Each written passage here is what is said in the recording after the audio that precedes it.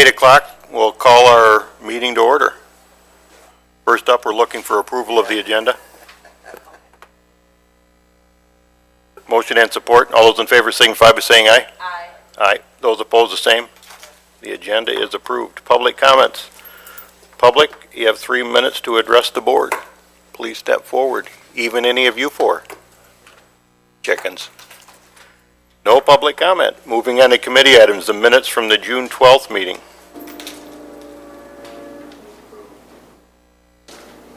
Motion and support. Any corrections or changes?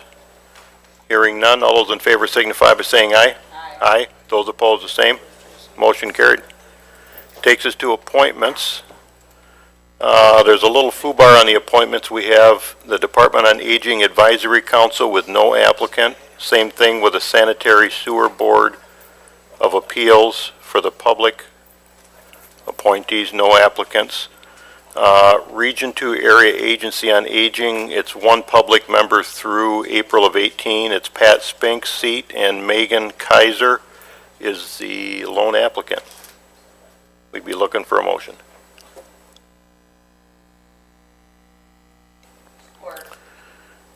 Okay, motion and support to send Megan Kaiser's name onto the full board. All those in favor signify by saying aye. Aye. Aye. Those opposed, the same. Motion carried. Emergency Management, last night that was Community Corrections, which I serve on, and it had John as the member. It apparently was Emergency Management that was up. John is the member of that, is not reapplying, and inadvertently my name got put in there as the applicant. I am not applying for that. I was looking to retain the Community Correction seat, which apparently isn't up. So unless there's a nomination from the floor, that will remain open as well. Oh, okay. Okay. With no nominations from the floor, we are done with appointments. Takes us to the Parks semi-annual report.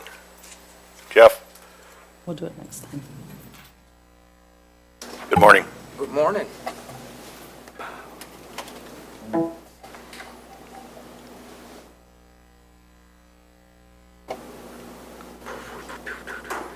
PowerPoint.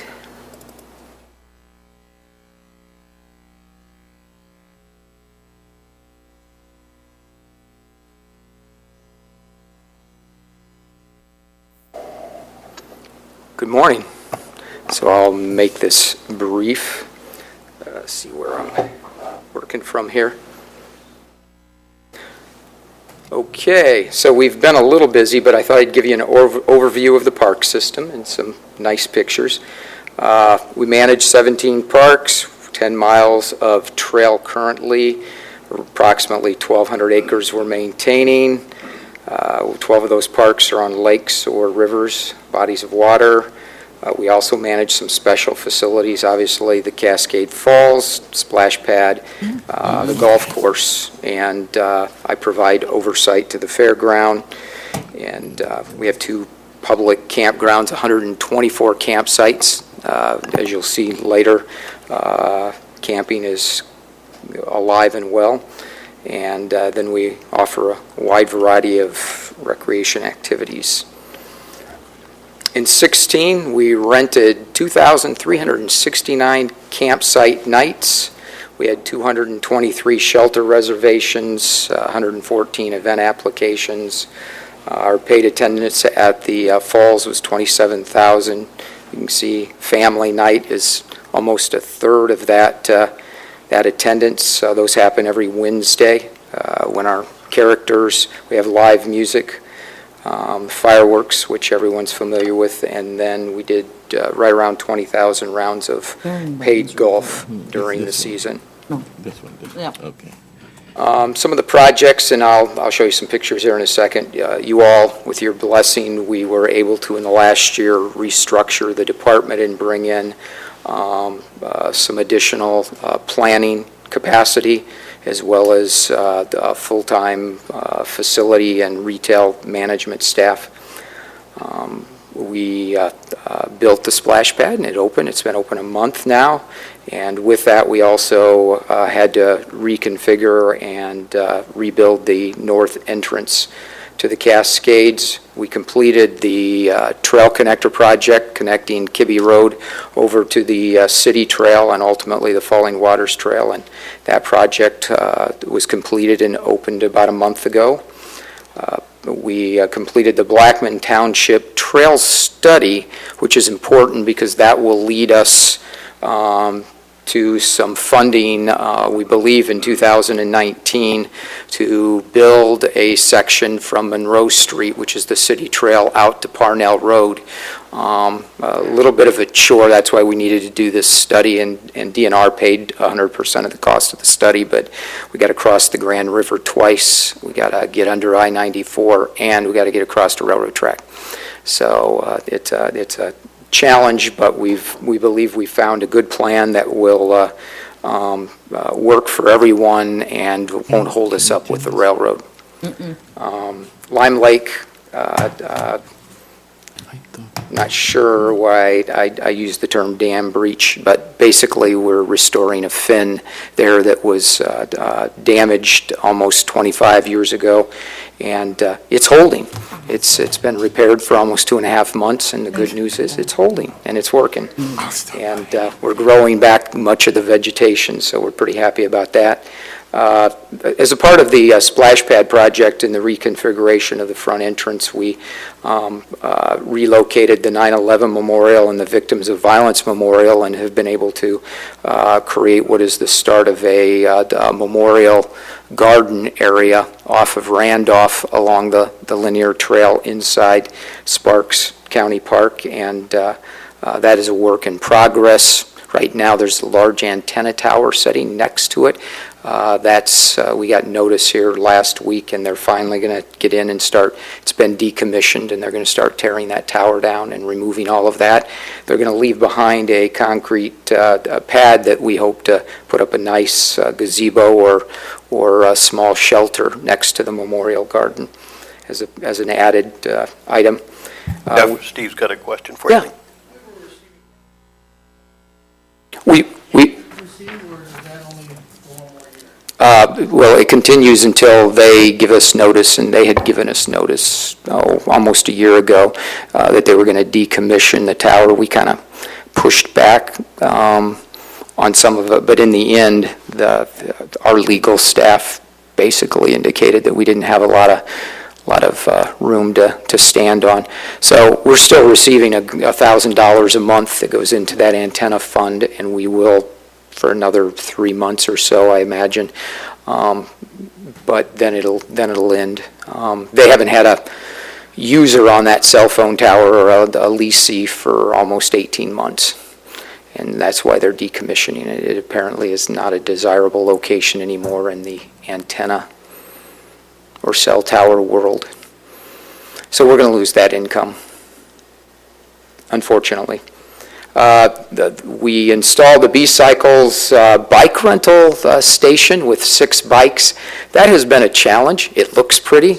It works when it works, but the kiosk doesn't, it's not very user-friendly. So if you all get some complaints, feel free to pass them along to us. But the public's having a little bit of a challenge figuring out when they put their credit card in, how to answer the questions correctly, and it usually rejects them, and then they call us, and we kind of give them a tutorial and take them through it, and then they're okay. But so we've had an abundance of calls on it as people kind of figure out how to use the screen and get their credit card to work. We added some solar lighting that you all approved, and that's a trend that you're going to see more of as we try to bring some more energy-friendly types of design into the park system. And then probably the first project that we completed when I got here was this composite toilet, and I put that on here on the Falling Waters Trail because, again, we have need for public restrooms in a number of our parks that are in remote locations, and I think this composite toilet is the answer. It doesn't require us to hook up to water, and it's really a much cleaner and more publicly acceptable version of a porta potty. But they're permanent buildings, and in essence, through a process of science that I won't go through, the bacteria dissolves the matter on its own, and they rarely have to be pumped, maybe once every 4 or 5 years. Okay, so anyways, moving on. We'll give you some pretty pictures that detail some of those things. So this is what, for those who haven't seen it, this is what the splash pad looks like, and that's a typical day. We've had as many as 200 in there at one time, and that's happened consistently. The water comes out of the ground at 55 degrees and hits the kids about 4 minutes after it comes out of the ground, and they don't seem to mind.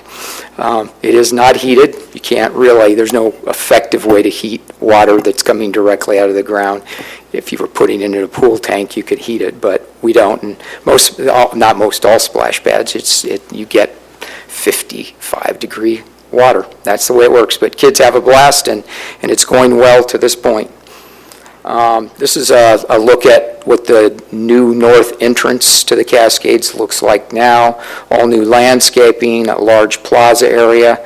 The circles you see here are bicycle racks. The circle in the middle of the concrete is an area right now we have some small ground cover. Eventually we'll develop some type of a feature there, either some type of a stone wall with the Cascade sign or an opportunity for some history about the Cascades to evolve, but we haven't figured that out yet. We're not in any hurry. This is a look at both the 9/11 and the victims of violence memorials and their location along Randolph Street.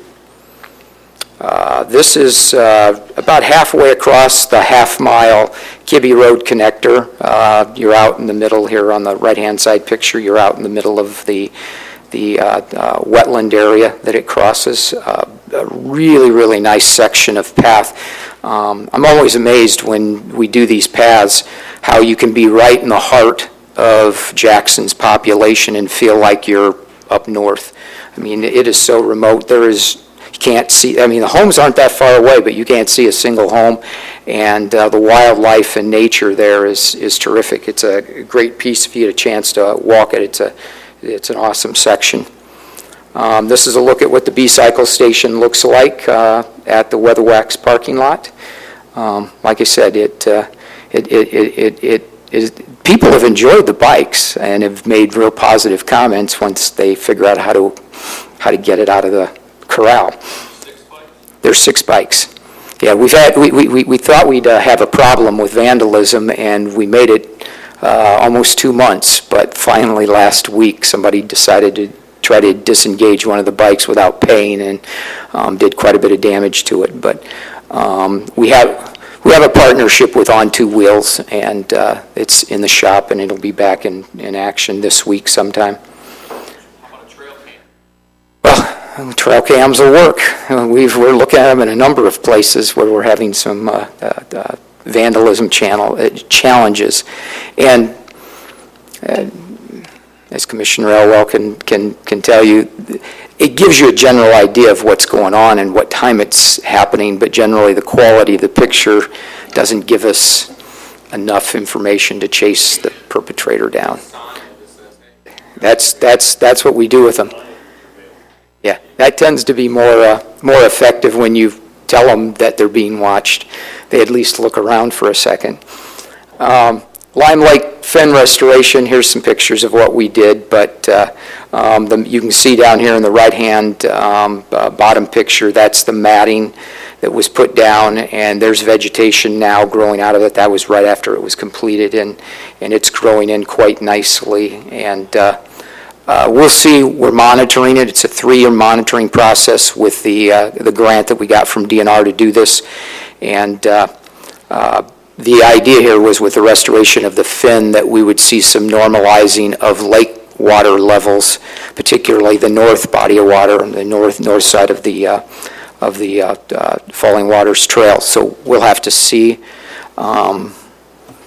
Every year is different in terms of the amount of moisture we get or rainfall, and so it's hard to tell in a short time whether or not it's made an impact. You met with Spring Arbor University's biology club? Not on this particular project. They have 35 years of documentation of where the water moves over there. Okay. The DNR is the one keeping an eye on it and tracking it. They've got some folks. We're responsible to work with them, and ASTI and DNR together are working, so I will share that with them. They may have, I would suggest, because I didn't know, that they probably do know that, but in case they don't, we'll pass that on. That would be helpful. And there's the waterless toilet system being installed. So what are we working on now?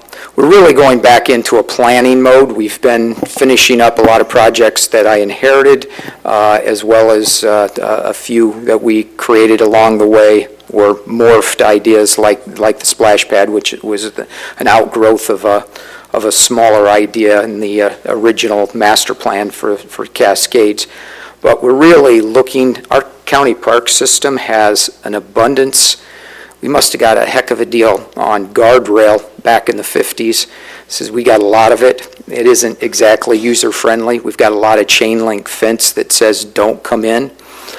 So our parks aren't necessarily as inviting as they could be, so we're taking a look at how to manage and control people and vehicles without looking so unfriendly. Mowing, we mow a lot of acres that we probably don't need to mow, but people are used to. And I'm telling you both of these because you'll hear from the public as we begin to move in. Folks don't always like change. Some folks have, as we've already removed some guardrail, have pushed back. And I'm like, why are you so in love with guardrail? But it's more about change. Mowing will be one of those where there are acres that we mow that we would like to stop mowing and move back to something more natural. So we're looking at wildflower prairie gardens. Looking forward to our folks at the Men's Garden Club helping us figure out some of those things and using their expertise. We're in the midst of doing a reforestation plan. We've lost a lot of trees in our park system, trees in general across Michigan, a lot of storm damage, but it's smart. We're not in an emergency here, but we need to start planting trees. We need to start developing diversity in our forest.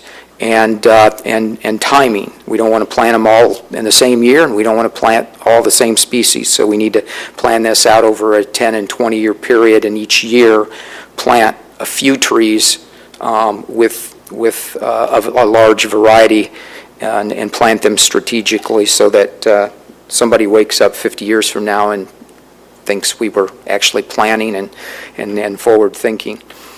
And then I had to show you guys the caterpillar. I have to tell you all, I don't know if you watch Salvage Dogs or American Pickers, but I mean, we have a theme going here. I don't know when it started, but we have one of these caterpillars in every out-county park.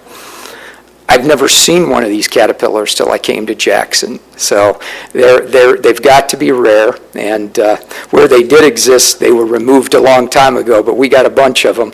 On the tips at the top, you'll notice without waxing on here, there were copper balls, and somebody discovered that copper had some value and stole the copper off. I think there was one, maybe at Clark Lake, I think, still has the copper balls on it, but that's about it.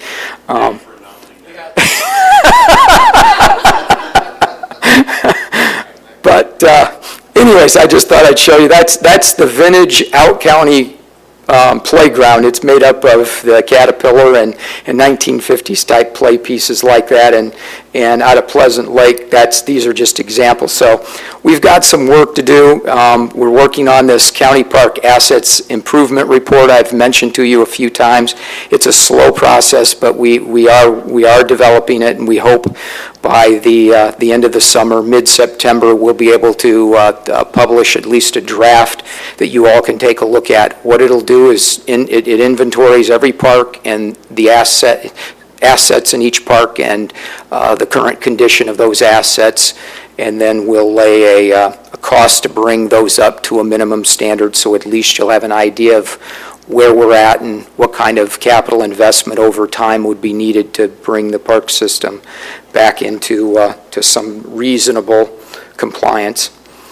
What does the future look like? This is the end of the presentation, but we've talked a bit about this, but strategically, we'd like to transition. We've got a lot of smaller parks that are inefficient to maintain when you're spending 75% of your maintenance staff's time loading, hauling, and unloading, and only 25% actually mowing. You've got an efficiency problem, and there's no simple solution when you're traveling from Round Lake to Clear Lake, and that's a 45-minute drive. We've got some beautiful lake frontages, but we're really spread out. So the idea would be to transition many of our neighborhood or smaller style parks to townships and villages for some type of maintenance or management agreement. Place our focus on developing and operating, maintaining 5 or 6 large regional parks that serve more of a mass audience. Fairground and Sparks Park are the beginnings of that, or the current foundation, and that's exactly what they do. Protect the public's access to lakes, so even if we develop relationships with the townships or villages, it's important that we make sure that the public, in other words, we don't close down boat ramps and parking and all the amenities that are necessary, and that we ensure that in those relationships that access to the lake by all of the public is still served.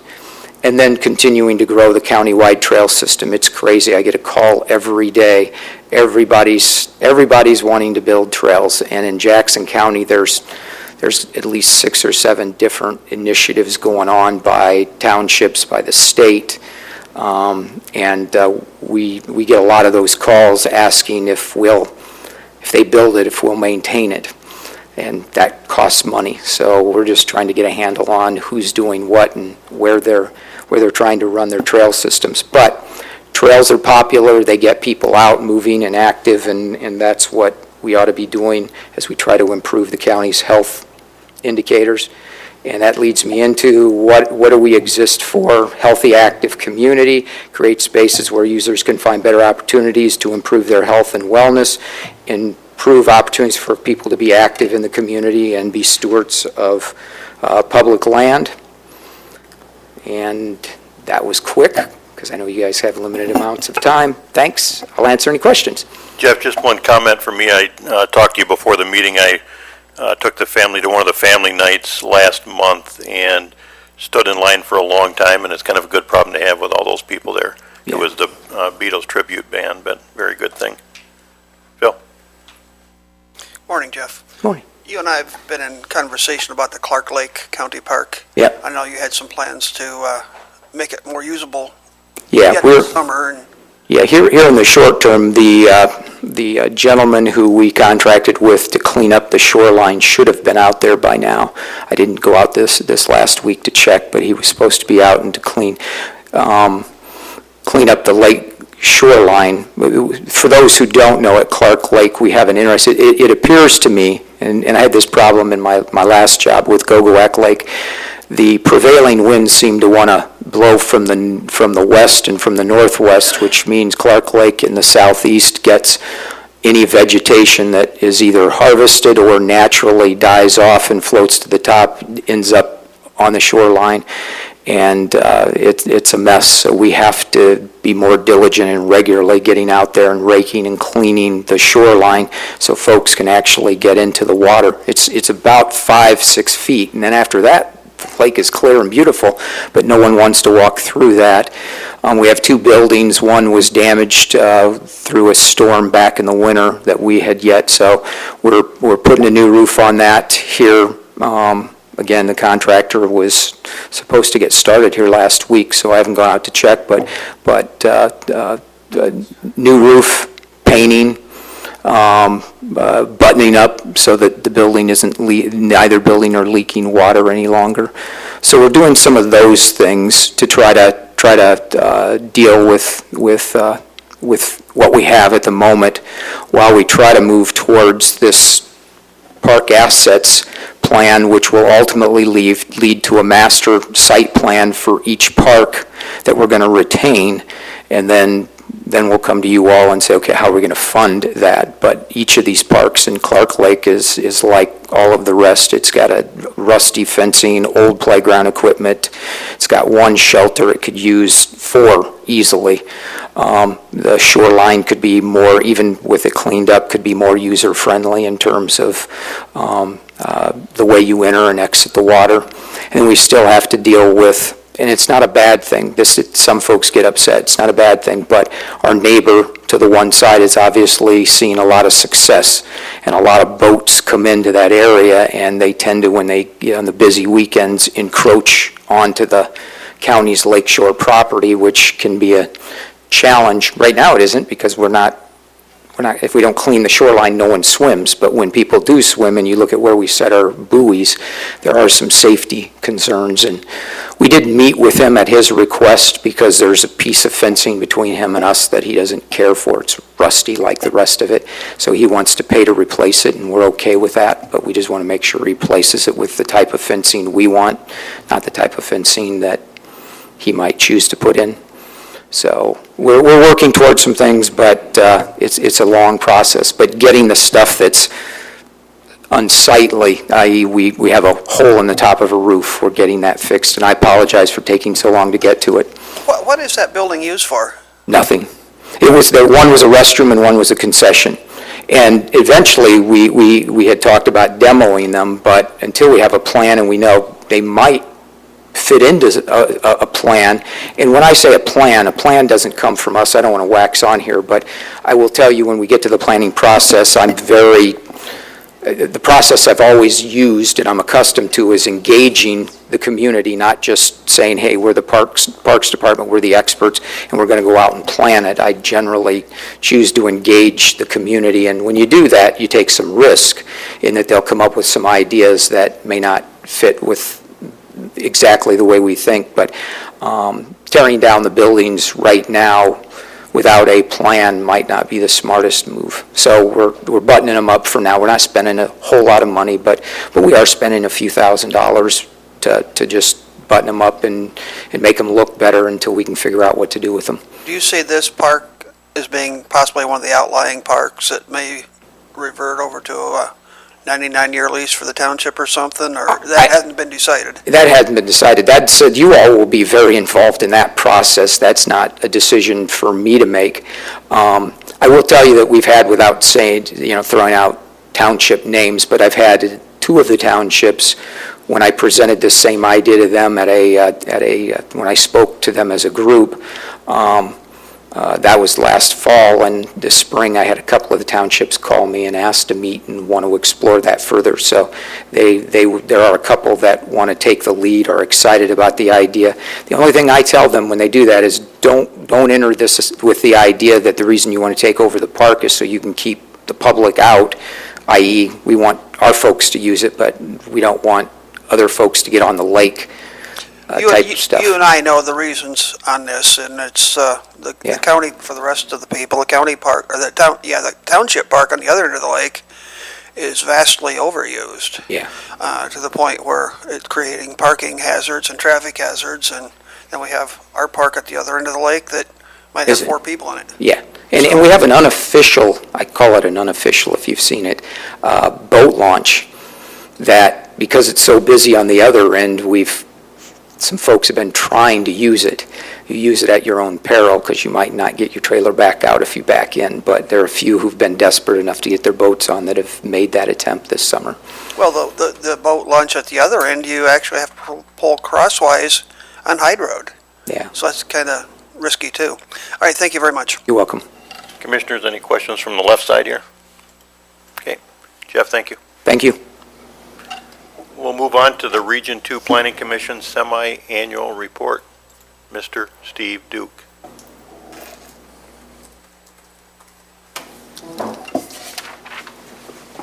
Good morning, everybody. Dr. Tompkins, I'm Steve Duke, the Director of the Region 2 Planning Commission. I don't think we've met yet. Grant usually gives his presentation, but he's at a Michigan Association of Regions conference in Alpena. So I'm going to go over some of the highlights of our report. We still staff the Jackson County Planning Commission. John Palachek is on that for the commission. We do rezonings, text amendments to zoning ordinances, farmland and open space, preservation applications, we review those, and we're also working on a new master plan in Waterloo Township. As many of you are aware, we worked on the Jackson County Solid Waste Planning Committee. We developed an amendment to the original plan. That amendment has received 21 resolutions approving the amendment, and that has been sent to the DEQ back on May 1st. So we should be hearing from them pretty soon if that's been approved or not. Economic Development Services. As many of you are aware, and Mr. Overreiner is on our, Overton, sorry, is on our committee. And we received a Regional Prosperity Initiative grant from the Governor's Office. This is our 4th year of receiving that grant. It's approximately $200,000 plus a year. That is to develop economic development strategy projects for a 6-county area, which includes Region 2's 3 counties of Jackson, Hillsdale, and Lenawee. And we also, for this grant, we also do Washtenaw, Livingston, and Monroe counties. This year, we're spending about $180,000 to do mini grants for different applicants throughout the 6-county region. The deadline for those applications was July 12th, and we received a number of applications exceeding the $180,000 that we have available. We are also the Economic Development District for the 3-county area that Region 2 covers. We are currently in the process of developing a new comprehensive economic development study, which allows us in Jackson County to be eligible for grants from the EDA. In fact, the city is taking advantage of that, and they're applying for they applied for an EDA grant Friday to help with the new parking structure they're proposing downtown. Transportation Planning Services. We're the MPO, or the Metropolitan Planning Organization for Jackson County. We are the ones that all the federal money for the roads come into our office, and we have committees, including the Region 2 Planning Commission, that reviews the various project applications, and we decide which projects are going to be funded, which federal aid projects are going to be funded in the Jackson County area. I've listed those projects in your report. There's numerous projects being undertaken by the Jackson County Department of Transportation, and I'm sure Chris will go over those for you. We're also working with MDOT on the I-94 freeway modernization study. We have a number of projects that are going to be going on I-94 in the next 4 years. We're going to start, or MDOT's going to start, the Cooper Street and Grand River Bridge reconstruction project starting in 18. It's going to be a 2-year project to do that. The highway is actually going to be shifted to the south a little bit, so the remaining Grand River Bridge will stay open while they're constructing the new bridge to the south of that. The new bridge will accommodate 6 lanes of traffic. However, at this point, they're only going to add the 4 lanes because the freeway needs to be widened before they can add those additional lanes on the bridge. All the overpasses along there and bridges have to be widened to accommodate 6 to 8 lanes before they can widen the entire structure. After Cooper Street, they're going to be doing M60 and Elm Road will all be reconstructed by the year 2022. We're also working with Jackson County Transit Organization. We received a grant from the state to develop a coordinated transportation plan to improve transit services in the area. That study is to be completed by this fall, and we will make a presentation to you when that is complete.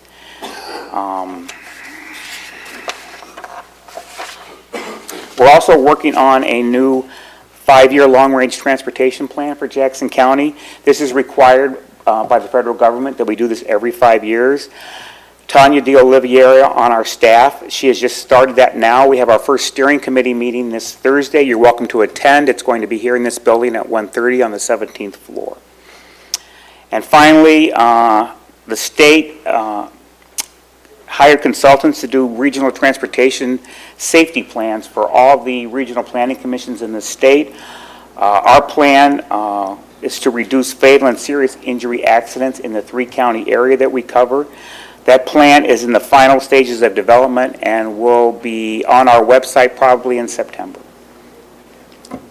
Steve, Any I just got one kind of technical question, maybe not. On the modernization, the widening of the highway, when you talk about the bridge being replaced by Cooper Street, it's going to be built to accommodate 6 lanes. It just won't have 6. What they were originally going to do, and I think, Dave, you're well aware of it. They were only going to put in a 4-lane structure and then go back later and add the additional lane to the structure. They're actually widening the structure at this point, so they just have to go in and add the 6th lane at that point. So it's a big improvement, Right. what they're proposing to do, so. Commissioners, any other, John? Morning. Good morning. I was just wondering if the West Michigan Avenue from Stewart to Brown is on schedule. Do you know? Last I heard that project is supposed to be done by mid-December. So it looks like there's a lot of work to do out there. Last time I was out there, a lot to be taken care of. But a lot of the work that's been done has been sewer and water replacement along there. And I think once they get that done, the project goes a lot faster at that point. So they haven't announced at any of our meetings that this project is going to be delayed. If it is, all the major work will be done by December, and they'll just have to go back and do some minor things in the spring. Thank you, Steve. You bet. Next up, we have the airport runway light control computers. Kent Mauer.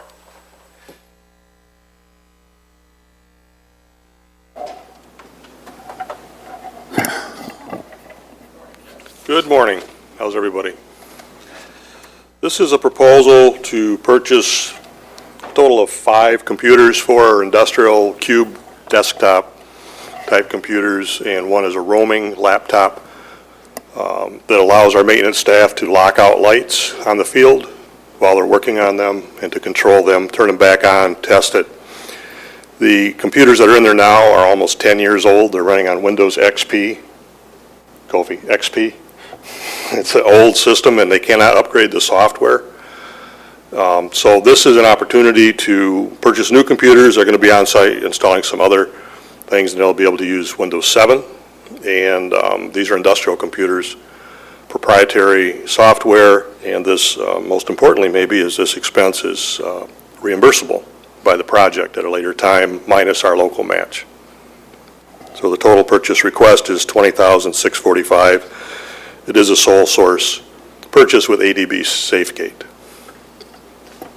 Okay, Commissioners, any questions on it? If not, we'd be looking for a motion that gets approved here at this point, I think. Correct, Mike? Support. Motion and support. All those in favor signify by saying aye. Aye. Those opposed, the same. Motion carried. Kent Mauer, door replacement. This is a project that has multiple components, but the big component is replacing aging doors, dysfunctional doors at the airport, rebuilding the sliding doors that go into the terminal, replacing one door in our building, the brick administration building, with a panel and window. It's a dysfunctional 4-foot wide door that I personally have to weather seal each winter because the west wind comes whistling through there. So it's never used. It won't open, actually. So this is using the county's agreement with O'Hara Construction on time and materials. And so the total project is $44,281 for those items that are listed. We did choose to rebuild the sliding doors as opposed to replacing them. That was about an $11,000 savings versus replacing the doors. The company that O'Hara was using said those doors are functional. They just need to be rebuilt with the inner workings. They are 30 years old. So that's the proposal in total with O'Hara Construction underneath the time and materials agreement that we have with them. Kent, there's a document there from O'Hara that has a total of $78,254, and I assume that then excludes 5A, 5B, which are the terminal building, repair the texture on the outside, tower building, paint the masonry, and the 2 awnings. Those are all not part of it. The 2 awnings are included, but what we chose was to rebuild the doors as opposed to replacing them, and that added to the tower painting and terminal painting deletion comes up with that net. Okay. The net cost. So we're looking for a motion that does get approved here for a total of $44,281. Motion and support. Questions or comments? Hearing none. All those in favor signify by saying aye. Aye. Those opposed, the same. Motion carried. Thank you, Kent. Great, thank you. JC.Rives Junction Road non-motorized pathway. Chris?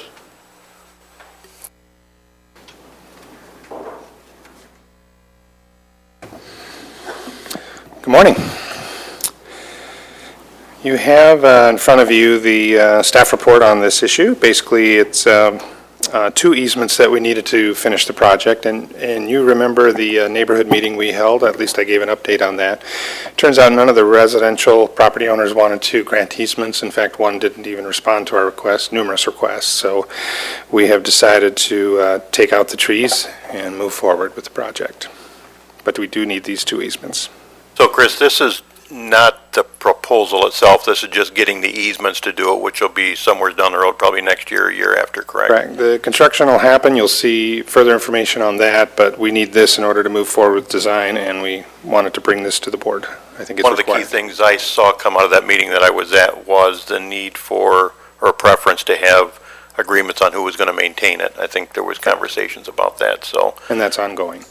So this is just for acquisition of the noted easements and goes to the full board, so we'd be looking for a motion. I'd move to authorize the acquisition of the 2 easements for construction, maintenance, and use of the Rives Junction Road non-motorized pathway. Motion and support. All those in favor signify by saying aye. Aye. Those opposed, the same. Motion carried.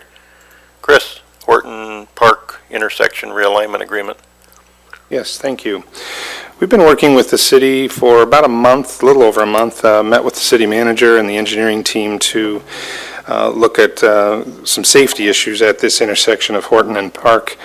And we agreed that a redesign was necessary. It was on our radar as a high priority safety project. And so our proposal here, time is of the essence on their project, and so it made sense to strike an agreement with a cost share. And we're proposing to use some of our $30 million bond issue to go forward with improving safety at this intersection.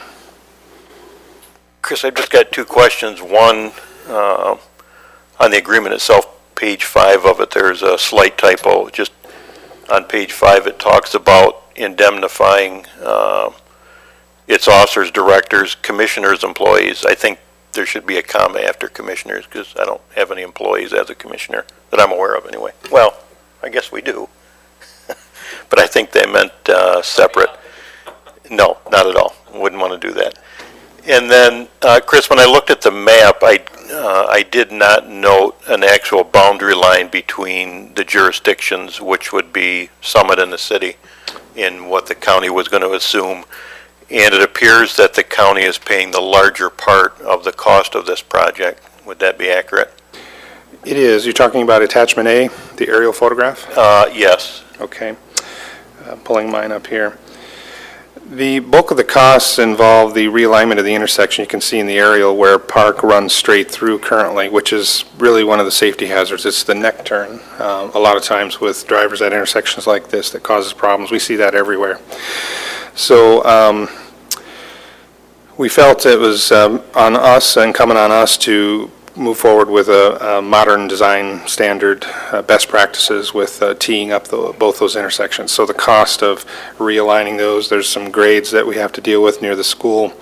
The costs are fairly split. We've reviewed those and we feel that it's on us for the portion they've cited. So the boundary line then, just so we know where it is it actually Park Road, a straight line or not? I can get the boundary overlaid on this and email it out to you. If you could, just out of curiosity, because when I looked at the figures, it seemed like it was awful lopsided on what the county was paying versus the city, but I don't know how much of the work I see on the map here is ours versus theirs. I mean, there is a line there that shows, but I'd still like to know where the boundary line is, I guess. Sure. And then on the agreement itself, who made the changes in red? Was that done by our legal counsel? I believe it was, yes. Okay, because it seemed Mr. like it was an Curtis. awful one-sided agreement until at least most of those were added from what I was reading. And it's still in draft form, so if you have other suggested changes, we can work with Mike and have Phil Curtis address those. Okay, commissioners, I've hogged half the time, but do you have any questions on the project? And if not, we'd be looking to, yeah, go ahead, Steve. Chris, I'd like to step back a moment and have you tell me how our engineering staff assumes priorities for these projects, and how did this all of a sudden rise to the top of something that has to be done when for 11 years the plan had been set up to do this pathway? Well, it had been on our radar amongst many other safety projects, and this one frankly rose to the top because of the trail project, and it made sense. I read our strategic intersections plan. This is not on it anywhere. It's not on our top 25 list of dangerous intersections. Reviewed the accidents that have occurred at this intersection. There seems to be no issues. The other thing is why is it safe to cross the road, Horton Road down at Harding, but all of a sudden we can't follow the original pathway here and cross the road where we talked about crossing before? I wasn't brought in on discussions with the other intersection. Okay. I can tell you that. And we do need to review, do you know the last revision of the safety plan you mentioned? It's less than 5 years. Less than 5, was it prior to my Yeah, I leadership believe at so. JTOT? Okay. Yep. That was on our list to review, so that's why I asked if anything had been done since then, so. Well, we were involved with MDOT, and we came up with some intersections that were much more critical to this. Spring Arbor, Brown Street, Morel, 20 or 19th or whatever it is over there was one of the top ones. Hinckley, Badgley, Stonewall, those were much higher priority than what this one is. And I think a traffic count would have solved this issue and not had to have done this year. That's all. Our team did do a traffic count analysis on this intersection, just so you know, due diligence. After I first met with the city, I wanted to know myself what the counts were. We scrambled to do that before school got out.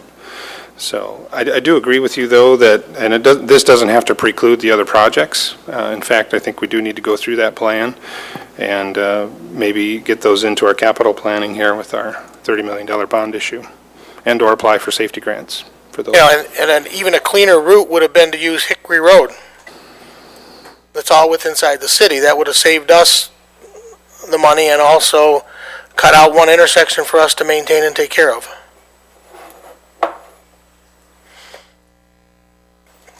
It's there on your map. It says removal of Hickory Road funded by the city of Jackson. Correct. I seem to recall a right-of-way problem there in our discussions, but I can follow up on that as to why we didn't choose that option.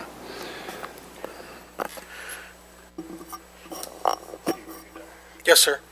I'm going to give Mike the mic too, but I want to give a couple comments first if I can. I want to go first if I could. Steve, I'm glad you brought those things up because I was thinking of them, but thought, maybe it's just me. But I got to tell you that I appreciate getting these things in study session, and I was wondering, did I miss prior conversations about this? And I didn't think I did, but this would have been a good topic, I think, to have in a study session so we have time to think these things out and talk to the administrator's office or whoever.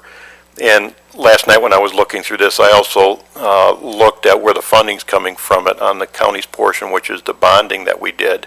And, I don't know if this rises to the level of expectation of what the public thinks we should be spending that bonding on. I mean, I think they look at, we've got terrible roads, what's the road condition here? Intersection, sure, but the road itself, I don't know that it's that bad. And I just think I would have appreciated having a conversation in a study session first on it. And I also became skeptical of the breakdown. I mean, our staff does a great job with the numbers and engineering, but I'm a little apprehensive on who's paying what portion of funding and why, and the chair raises some good questions. So with that said, Mike. Well, I just had one comment. I was thinking that the reason this rose to the priority is because the city is the one driving the bus. They have a grant and they're doing this trail, and when they're crossing a road, our road, we need to change how it meets so it tees up for safety. It's not that was something that we would have done otherwise, I mean, someday, but the fact that there's this new trail coming through there is why it would be changed, right? Is that why this is up now? That's correct. In fact, one of our prioritizing factors on all of our capital projects is partnership with other governmental entities, whether it be a township or the city or villages. So this one rose to the top. And frankly, we received the draft contract last week, was it? It was after study session, I believe, or the day of study session, if I recall, so we couldn't get it on. Normally it would come. Well, but just to comment to that that doesn't make it an emergency on our part. I mean, have they had time and, I guess being kind, it isn't the first time this has happened with something like this, I think. But I'm inclined to want to know more about it, me personally, but it's up to the committee if we want to. Did you have something, Sarah? Okay, go ahead. We don't have to take action on this today. So, is it something that you could get us all the rest of the information on, all the questions we have, the overlays, some more maybe background information? Yes. You know, like with the city? I believe the change order, the time is of the essence, Mike. I don't know if you've talked with Pat about the change. I think they need to know Okay. to move forward. Steve, did you have a comment in that regard? Is Jeff here, or did he leave? Jeff, isn't this tied to the DNR grant for the trail and our portion, and aren't we supposed to have it completed this year? Because of timing issues with Summit Township and the DNR and the county Yes. and everything? Yes. Yeah, this trail's been planned for 11 years Yeah. or so. It's not like it's a brand-new document that just, the idea of the trail is not that old. I think, John, you were on city council when we were first theorizing on what direction to take this trail and everything like that, and I know that there is a timing issue. School year, but also we're in the third year or third half of year or whatever, so the state DNR requires you to get things done in a timely manner, or they start pulling a third of the funding, and then we jeopardize the weather wax money, which is paying for some of this trail also. So it is quite involved in the funding mechanism that was used to create this. It'd be my only concern with delaying.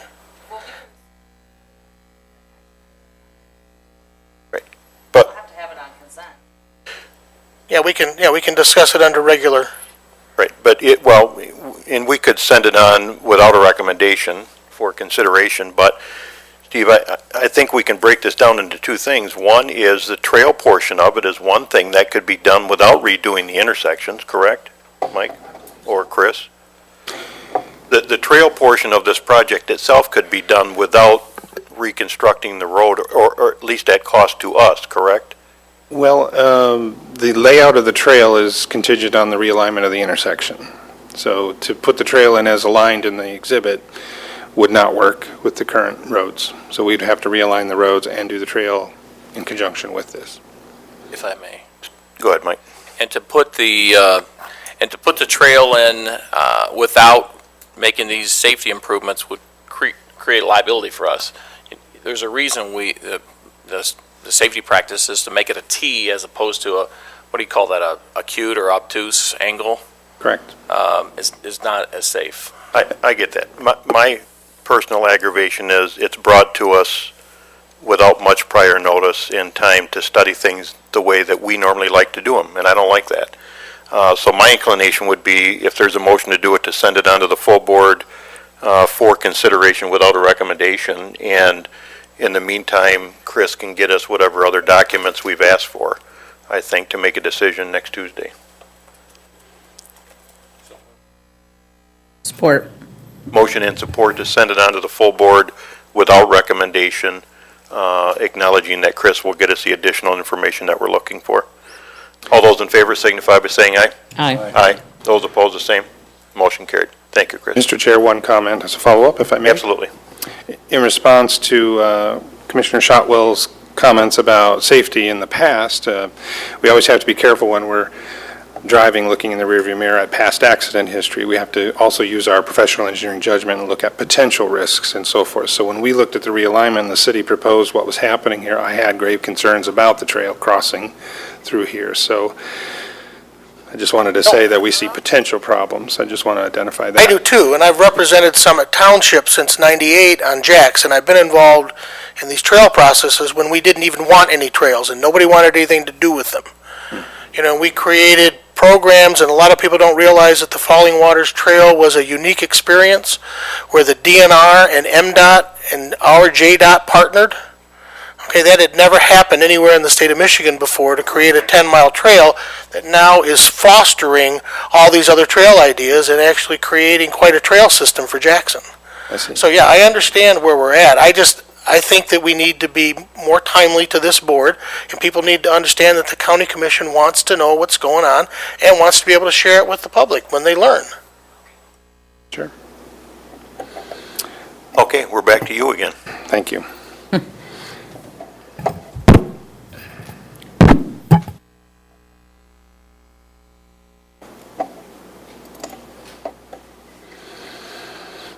All right. We have our semi-annual report, so I will take just a few minutes. I know you have the presentation in front of you, so I won't be going through a lot of the details, but I'm going to try my best to give you highlights. It's 53 pages, Chris. It's 53 pages, but watch in astonishment as I fly through it. All right. We're going to cover basically 5 main areas within our department. The engineering division and the operations division, those are the biggest, so these will take a few minutes, and then we'll slide right into some quickies. The last 3 should go relatively quickly. First of all, our engineering division has been very busy, and on this slide I just want to highlight a couple things. We're doing proactive work.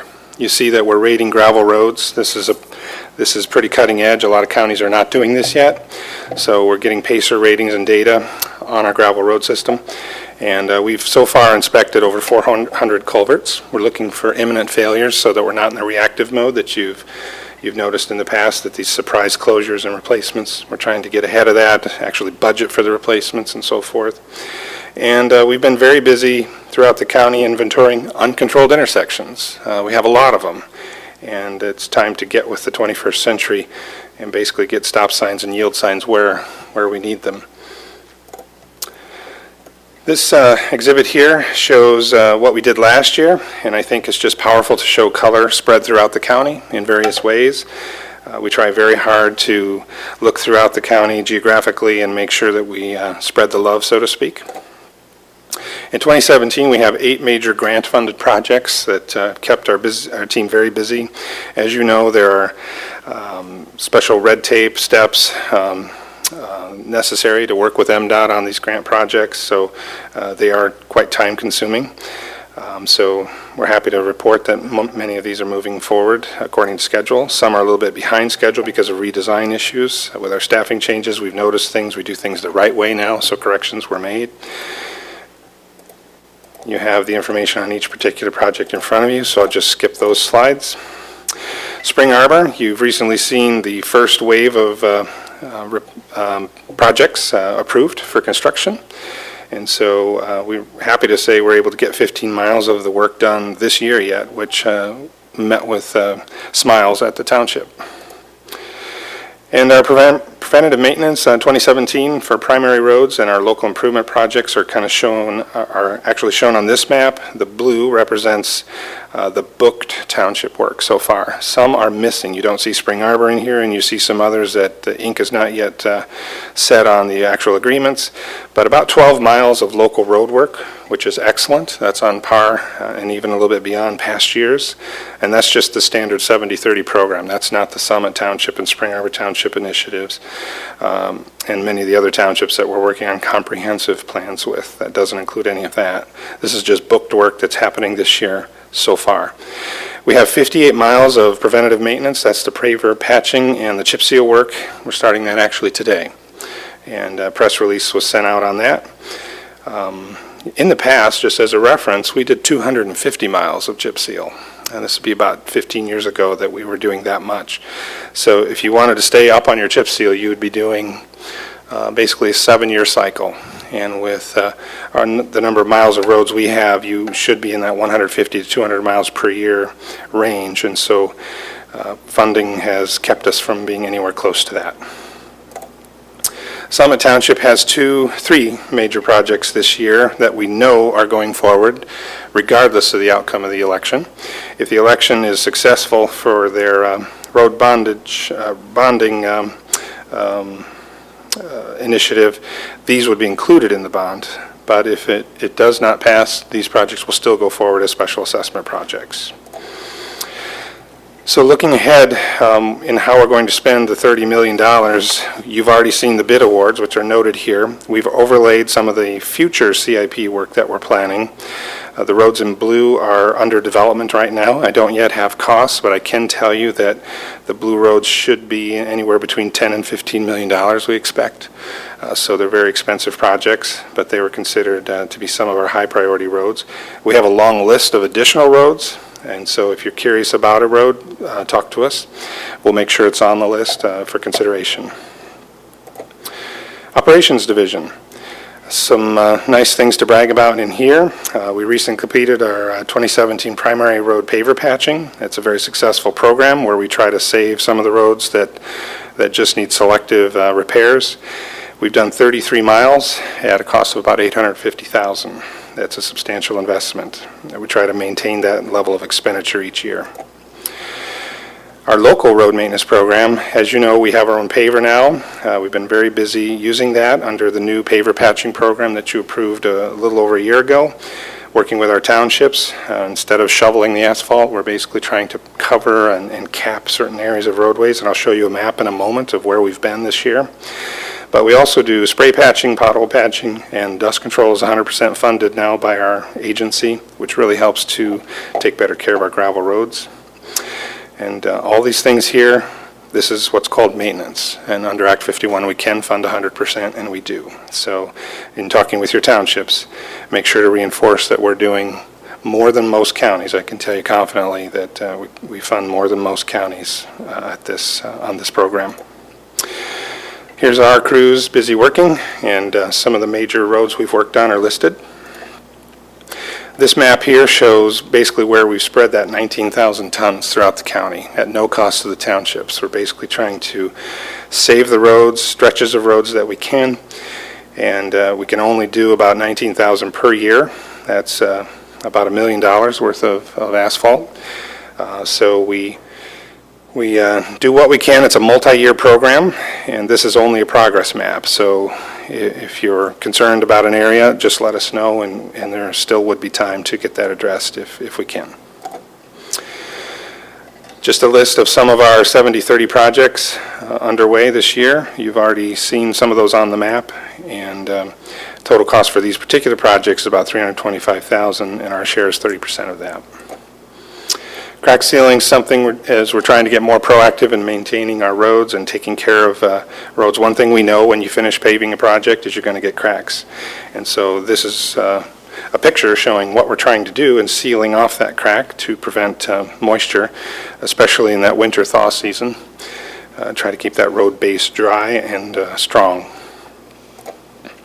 Gravel road maintenance, we have 240 miles of gravel roads in our county, which is fairly low. If you go to most counties, you see about half of the roads, at least the more rural counties, about half of the roads being gravel. And so we, over the years, have paved a lot of the roads, and that comes as both a blessing with a higher quality of life, perhaps, for those that enjoy living on hard surface roads, but also a bit of a curse on the maintenance side and taking care of the asphalt roads. So this 240 miles is equivalent to the distance from our office to Indianapolis, Indiana, and we constantly grade them and perform the dust control as listed here with a little over 1 million gallons of dust palliative each year. Other maintenance activities are listed here. I just want to highlight here the photo shows our crews doing shoulder work, and they're very good at that. And one of our proposed purchases would be a self-driven shoulder machine that can be shared between the two counties, so that you'll see that in the listing coming up. State trunk line work always keeps us busy, and that's probably our highest profile item, and the crews are really improving our relationships with MDOT here over time. In fact, they're interested in a pilot study with us where they want to put cameras on our plow trucks and so forth, and have that information reported to the MDOT system. So we're in talks with them about moving forward with that. But safety is always a concern, and I'm touching on safety a little bit later and some of the things we've done with our workforce to make sure that we're more visible when we're working on our busy highways. Sign trailer was an innovation that comes from our HPO. We worked with our team, and I constantly ask about resources that we need in order to work more efficiently and more effectively.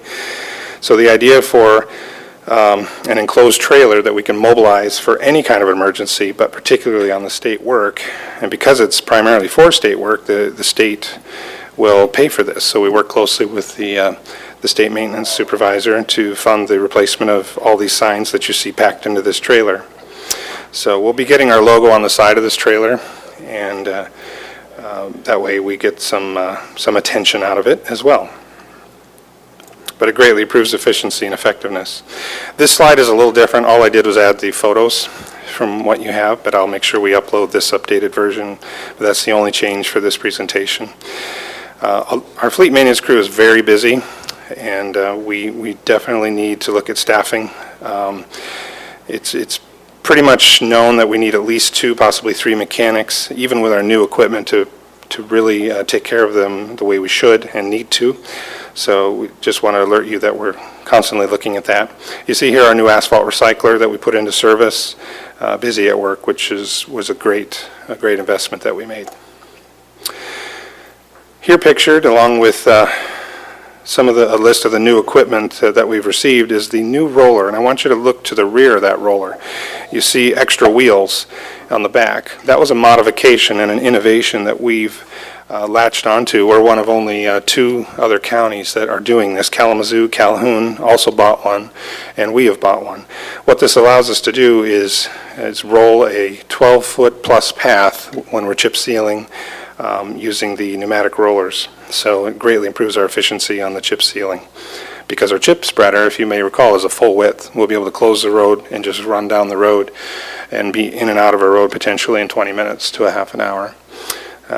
Savings on materials, savings on time, loading, and everything. So this roller really helps that to happen. Here's some salt statistics. In the future, I plan to show you historical data so you can see how that compares to past years. But you can see that's a substantial cost to our agency each year. Moving forward in operation, we continue to look at staffing issues. I'm looking closely at the projected MTF revenues to make sure that whatever we propose is affordable and cost-effective to the county. Stay tuned on that. And I'm happy to report that our engineering team and our operations team work very closely together, more so than ever before. So it's a real tight-knit group, and there's a lot of dialogue and a lot of conversations happening every day between that team. Some of that's with office relocations internally, some of that's just with new personalities, but it's definitely one team, one for all for one kind of philosophy, which is great to see. Our capital improvement program. This just shows the status of where we're at on our capital improvement program and our investments. And summary of items purchased listed here. The capital investments are very helpful to us as we catch up from years of not investing in our department. So far we've saved about a little over $500,000 in purchases. So team's been real good at sometimes buying used equipment, as you know, but definitely writing bid packages that get us savings, working with Calhoun on that. And here is a summary of items yet to be purchased. Just to give you a heads up, the team is still working on bids for these. We try to package them. We're going to try to bring them to you in lumps rather than one at a time. I know we've done that in the past. It's mostly to keep things moving as we do need the equipment. And I show here some graphics of, you see the last item I've listed. It was not originally on the capital plan, but now that I'm seeing the money that we're saving on the projects, a dream piece of equipment that I've had, and research is ongoing on this, so nothing's been decided, is a pulverizer. That's basically the giant rototill you see here in this slide, number 2, which would grind up roads. Some of the roads that are so bad, pacer ratings of 1, 2, and 3, that we can't just overlay and patch. We have no choice but to grind up that surface, recycle the asphalt, put it back into the base, and then you see behind it is a sheep's foot roller packing it down. They show these in sequence. That's not actually how it would go. It wouldn't be a train moving down the road, so to speak, but you'd pulverize the road, then roll it, grade it, and you have a very, very strong base that when you put the new asphalt down.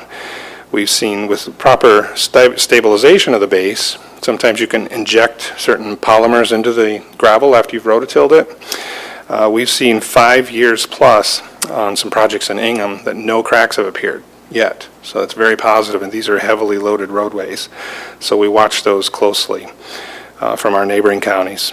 So having something like this, I think with 2 counties, the way we share with Calhoun, we can stay very busy and use it year-round. When I say year-round, I mean through the entire construction season predominantly. So it's something that we're thinking about. Just wanted to let you know, again, some of the innovations that we're exploring. The 5-year estimates that I have lately are higher than the ones that you've seen before. A year ago when I talked about road funding, I showed you some graphs. So I'll be supplementing this with a new graph after I get it updated. But the good news is the numbers are up, and of course we're all on pins and needles as we approach the state's budget year next year. Are they really going to send us that second half, that $600 million through the state appropriations? We're not doing any planning on that until we know for sure and have actually received the money. But I just wanted to share with you the latest data that I just received. So regulatory compliance and risk management is something I take very seriously, and we've restructured that department, as you know. Mike Rand does an excellent job working directly under me. He oversees the sign shop, works closely with engineering and operations. A couple things real quick. Work and right-of-way permits they're enforced very well, and Mike does a great job working with all our partners, but you can see here, year to date, we're on pace to exceed the record that we have, which is the 2016 year. We had 170 permits, so we're already at 157, and Mike is talking with a lot of folks right now, and he predicts close to 200 by year end, so that's a heavy-duty workload for us. Chris, is that more work going on in the right-of-way, or they're getting permits now more frequently than they used to? I think it's a combination of both. Mike does come up on people that that he stops work until they get the permits, but there's definitely a higher volume of work happening, which requires inspection and close monitoring from our team. So he partners closely with engineering to do that inspection work, which is nice. Driveway permits also shown here, heavy, only halfway through the year at 76, so we're seeing increased permits for those as well. That's a sign of the economy, I think. So here are some quick pictures. Some are humorous, but showing basically violations. Flagging on an arrow board, you see the worker kind of hidden on the arrow board, sitting on it with a stop sign. I just want you all to know this is not JCDOT. When you see this stuff, don't assume that it's us. The public oftentimes does, and we get the calls, and we definitely investigate them right away. So, work zone sign blocked by a tree, not us. We wouldn't set those up. And here we have AT&T working without a permit, which was uncovered. And here we have Frontier working with no signage or PPE. You see there's no vest or hard hat, and this guy's in our right-of-way, not allowed. So Mike's very quick to stop work.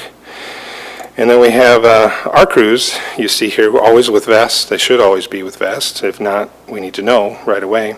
And then also hats. We have 2 different styles of hats the guys are wearing now. We've also explored some pants reflective gear when they're working on I-94. Really, which was the impetus for some safety upgrades for our team. So we subscribe to weekly safety bulletins. We take it more seriously than we ever have, and we distribute them to our crews. So here's just a couple samples to show you how we keep beating the drum on safety and not taking a chance. And then lastly, stakeholder education. I'm real proud of some of the outreach work we've done. Social media has been a big success for us. We hit Facebook hard. We tie it to the Twitter account. So if you're on either one of those, you should get updates at any time, 24/7. We're able to send information out. Our goal is to grow our followership. I think we have 1,500 followers now that faithfully follow, but we monitor the shares, how often our posts are shared, which is quite often very nice. The local road funding 101 seminar that we held a couple, 3 months ago, I think it was March, we held those, one here and one in Calhoun.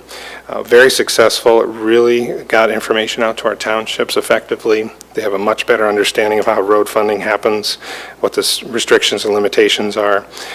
We will be at the county fair again with safety gear, and we'll take service requests and have some outreach there with some of our volunteer staff members. And we are assisting once again with the United Way campaign. We're real proud to be working with administration on that. And kind of our capstone, we're real proud of this program. The Paint to Plow program has been launched, and we have our Northwest High School plows shown here in progress. And we're currently trying to recruit schools to participate for this coming year. But in the meantime, we've been busy prepping and painting the plows. Something we had to do anyway was sandblast the plows to avoid continued corrosion and so forth. So you see this plow here has a gray backing. It's been cleaned and prepped, and all we have to do is basically drop it off to the school, and they paint it over whatever time frame they need. And then we're happy to pick it up.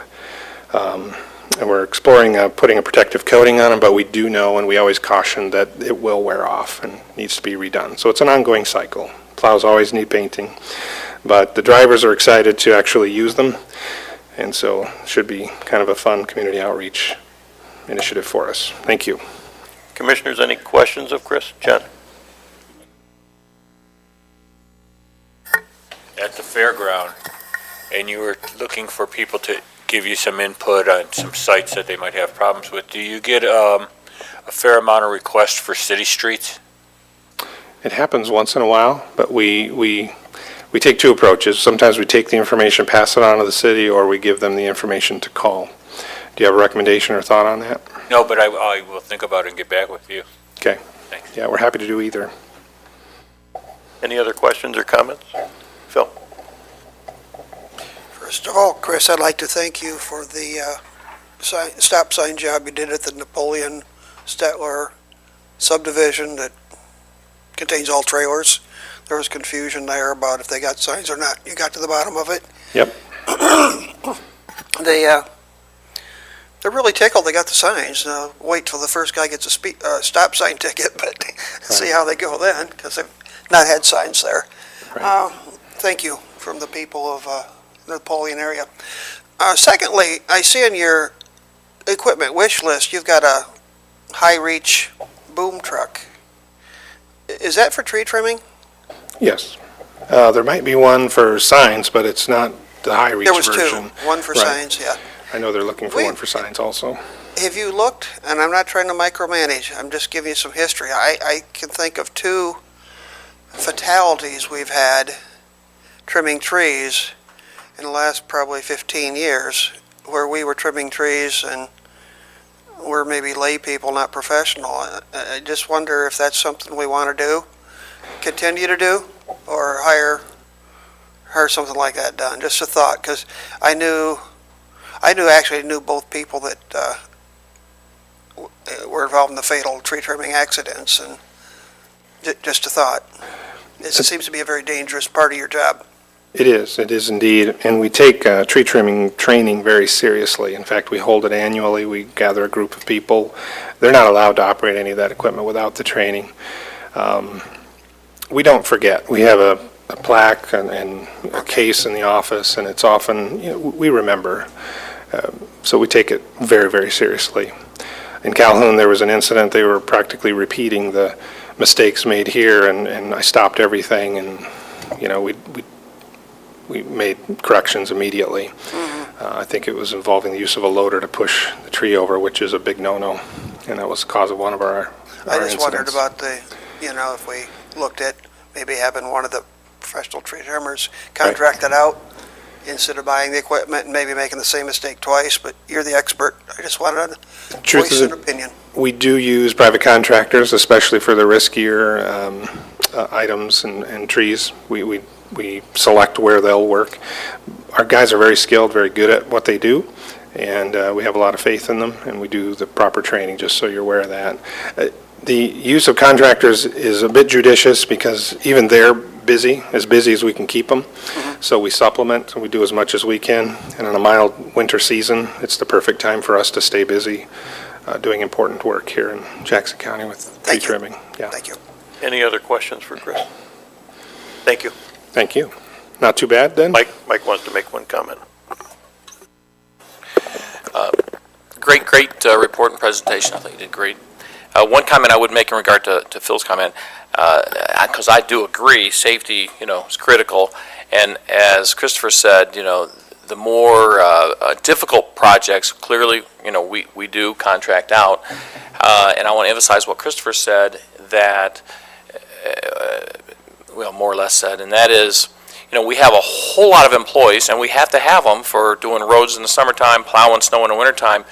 But when it's not snowing, we have a whole lot of employees that are getting paid. So they're always looking for those ancillary things that we can do to enhance the roadways, to keep people productive is really what it comes down to. It's not like, hey, it's not snowing, go home. We don't do that, for our full-time people. So that's why, in particular, some of those kind of things are become important, but never to lose sight of the safety component and those things that are of high risk. Well, clearly, they're probably beyond our training. Absolutely. But thank you, Christopher. You did a great job. Thank you. I hope that was brief enough for you. Oh, we just fine. Great. Okay, that takes us down to the claims. Motion and support. All those in favor signify by saying aye. Aye. Those opposed, the same. Motion carried. Other minutes, none. August reporting schedule, it says nothing, but I'm sure we'll be busy. Takes us back to public comment period. Public, you've dwindled. Nobody's rising, no public comment. Takes us to committee member comments. Any commissioners from the left side of the table want to speak? No comments. We're adjourned.